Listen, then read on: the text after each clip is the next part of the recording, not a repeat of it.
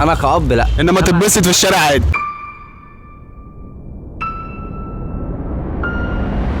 ايه رايك في الستات اللي ما بقتش تغير على لحمها؟ هو انا عايز اقول لحضرتك حاجه، يعني هو دلوقتي ما فيش حاجه اسمها ستات اساسا. ليه الستات ما بقتش بتغير على الرجاله بتاعها؟ عشان كلنا بقى واحد، يعني كلنا واحد بقى خلاص. اذا كان هي ما بتغيرش على نفسها تغير على جوزها. يعني ايه؟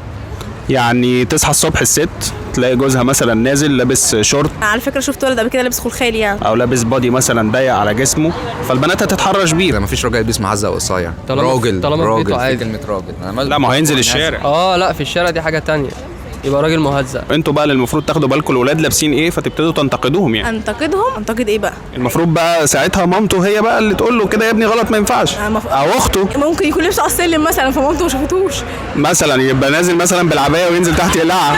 والله انا فعلا شفت لابس خلخال في رجليه، يعني زي الحظاظه كده بس لابسها في رجليه، فانا استغربت جدا. انا لحد دلوقتي ما لبستوش والله. ايه رايكم في لبس البنات اللي انتوا بتشوفوه اليومين دول في الشارع؟ جامد يا عم، ما يزودوا منه زي الزفت والله العظيم. والله كل واحد وحريته بقى، تمام، ما نقدرش نجبر حد على اي حاجه. لا ما ينفعش بصراحه. ليه بقى؟ مستغرب البنات اللي بتلبس بناطيل مقطعه، وبرده الولاد اللي لابسين بناطيل. انت عايز تثبت لي ايه يعني لما تلبس بنطلون مقطع يعني وكده يعني؟ وبرده البنات يعني ليه بنطلون مقطع يعني كده؟ لا لبس البنات مش تمام خالص. البنات تعمل اللي هي عايزاه والستات تعمل اللي هي عايزاه عشان انا ابقى مبسوط. اللبس اللي ما ينفعش، يعني ما ينفعش تصلي بيه ما ينفعش تنزل بيه. انت مبسوط عشان الموضوع بعيد عنك، انما لو اختك هترضى ان هي تلبس مثلا لبس مش كويس، او بنتك هترضى ان هي تلبس عريان؟ حاجه تانية بقى، دي حاجه تانية. اختي او امي او مراتي او الكلام ده لا طبعا. لا طبعا الصراحه. كأب ممكن تسمع بده؟ لا طبعا. انا كأب لا، انما تتبسط في الشارع عادي. لا مش هتبسط، بس مش هقدر اجبر حد، لان انا لو كلمت مثلا طب تعالى اقول لك على حاجه، هنخلي واحده من اللي ماشيين بلبس مش اللي انت بتقول عليه مش كويس، هقول لها لو سمحت انت لابسه كده ليه؟ رد فعلها يبقى ايه؟ وانت مالك؟ طيب بس هي دي. ده لما انت تسال، انما لما باباها يسال هتقول له انت مالك؟ لا اكيد لا، ما هو باباها عايز كده. ثواني، بابا اخرج. هو راضي ان هي تطلع. والله باباها اخرج.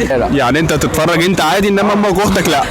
ايوه انا اتفرج عادي قشطه. يعني ازدواجيه في المعايير عالميه. قشطه. هي الفكره بقى ان انا كل ما اقابل حد يقول لي لا طبعا، فامال البنات دي فين اخواتها ولا جوازها ولا ابوها؟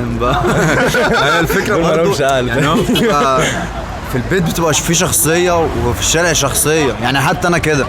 هو الفكره ان الاب مثلا دلوقتي بيبقى شايل شغلانه واتنين عشان يكفي بيته، فهو طول اليوم مش موجود، بيبقى الموضوع في الكلام في الموضوع ده بيبقى على الام. عشان اتغيرنا، بس هو ده اللي حصل. باين ايه؟ يعني الشعب المصري اتغير. والله باين ايه؟ بقوا مرانين انا مش مصري عامه بقى. بقوا ايه عندكم؟ ايه؟ بقوا ايه عندكم؟ انت مش مصري؟ انا انك مش مصري. لا انا بقول لك بقوا هنا. بقوا ايه؟ يا عم انا مصري، عيب عليك.